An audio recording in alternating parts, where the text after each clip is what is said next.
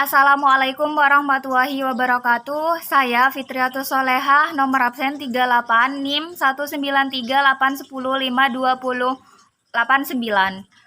Nah, soal yang pertama yaitu jelaskan bagaimana cara saudara menerapkan pembelajaran inovatif berdasarkan multimedia pada sekolah yang memiliki keterbatasan sarana dan prasarana. Nah, menurut saya, cara kita mengatasi masalah tersebut, anggaplah kita sebagai guru. Kita lihat dulu kondisi di dalam kelas. Nah, semisal sarana dan prasarana di dalam kelas tersebut ada sebuah proyektor atau LCD, kita bisa menggunakan media tersebut. Nah, kita sebagai guru itu harus kreativitas membuat PPT sebaik mungkin, semenarik mungkin dari segi tulisan, dari segi rangkaian cerita, gambar pada PPT tersebut, ataupun dari video dalam PPT tersebut, supaya siswa tidak monoton dan kita tahu cara memanfaatkan media inovatif yang ada di dalam kelas tersebut. Nah, semisal tidak ada media itu, proyektor, kita bisa menggunakan poster.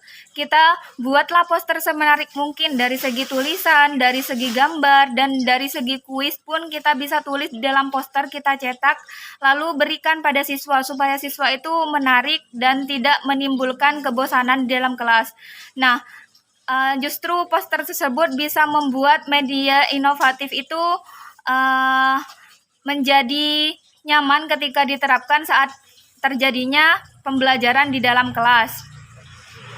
Nah, lalu kita bisa menggunakan media gambar. Misal kita mencari gambar mengenai materi terkait pada hari itu. Kita cari gambar yang menarik buat siswa supaya siswa tidak bosan dalam materi pembelajaran tersebut. Mungkin itu.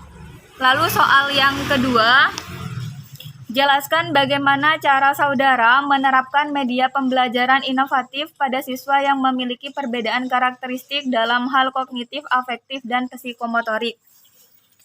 Yang namanya siswa itu karakteristiknya pasti berbeda, apalagi dari segi afektif, kognitif, dan psikomotorik. Pinter-pinternya bagaimana seorang guru untuk menyamaratakan mereka, misal dengan cara bermain. Kita ajak semua siswa dulu bermain sebelum ke materi pembelajaran. Nah, dari situ setelah siswa terfokus semua, habis bermain, habis hiburan, siswa terfokus semua, baik yang memiliki karakteristik dari afektif, kognitif, dan psikomotorik. Nah, kita bisa lalu lanjutkan ke materi pembelajaran pada waktu itu. Nah, bagaimana cara kita menyamaratakan materi pembelajaran inovatif yang siswa berbeda karakteristik? Nah, kita harus memberi materi pembelajaran inovatif. Kita cari tahu dulu materi apa yang kiranya sesuai dengan karakteristik siswa yang berbeda. Misal, dari materi bermain. Jika kita menggunakan media pembelajaran inovatif bermain, dari situ, misal siswa yang kemampuannya kurang, yang cara berpikirnya masih rendah, ketika kita menggunakan media pembelajaran inovatif bermain, dari situ siswa bisa terfokuskan, habis bermain, lalu ke materi pembelajaran, siswa bisa terfokuskan kembali, maka di situ kita bisa menggunakan media inovatif pembelajaran bermain. Kita ajak dulu bermain siswa, habis itu bermainnya secara misal bermain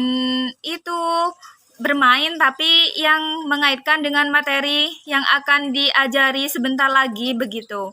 Jadi otomatis kan siswa setelah bermain akan terfokus kembali. Jadi kita sebagai guru tuh harus pintar-pintar dalam merangkai permainan.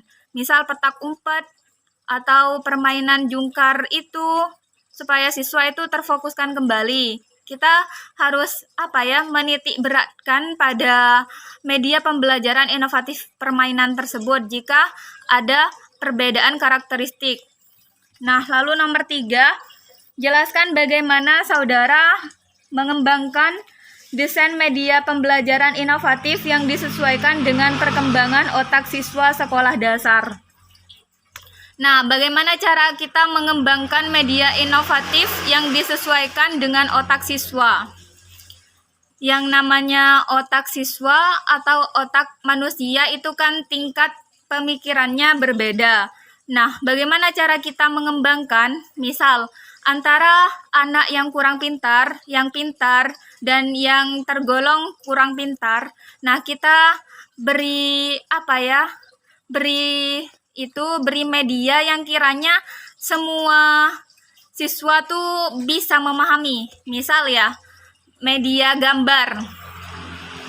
Dari media gambar, anggaplah siswa yang kurang pintar itu paham kalau kita kasih media gambar. Nah, media gambar kan pasti mereka tahu, meskipun kurang pintar mereka akan tahu, oh itu gambar itu begitu. Lalu yang kurang pintar pasti akan tahu juga itu gambar itu, dan yang sudah pintar pasti tahu gambarnya apa dan materinya mengaitkan tentang apa begitu. Lalu ketika siswa sudah tahu itu gambar apa, baru dari situ kita beri penjelasan lagi mengenai gambar tersebut dan kaitannya ke materi apa, penjelasannya bagaimana. Nah, habis itu kita suruh siswa itu membuat gambar tersebut, misalnya di bukunya, lalu beri keterangan begitu kan. Kita tuh seolah-olah bisa mengembangkan media pembelajaran inovatif tersebut kan, dari gambar menyuruh siswa kita bisa mengembangkan. Habis itu, habis dikasih gambar, lalu kita kasih itu media pembelajaran yang itu, lalu dikasih kuis misalnya dari gambar tersebut, siswa disuruh maju ke depan ngisi kuis tersebut. Misal seperti merangkai kalimat apa, kita bisa suruh siswa maju satu-satu.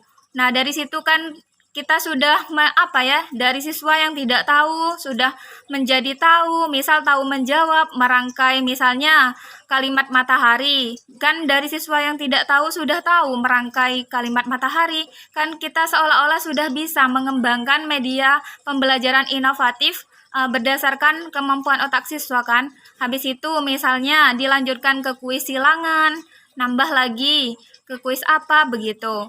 Nah, dari situ kita bisa mengembangkan otak siswa dari yang tidak tahu menjadi tahu, dari media pembelajaran inovatif yang hanya gambar, itu bisa kita kembangkan menjadi media pembelajaran inovatif gambar dan kuis, seperti itu.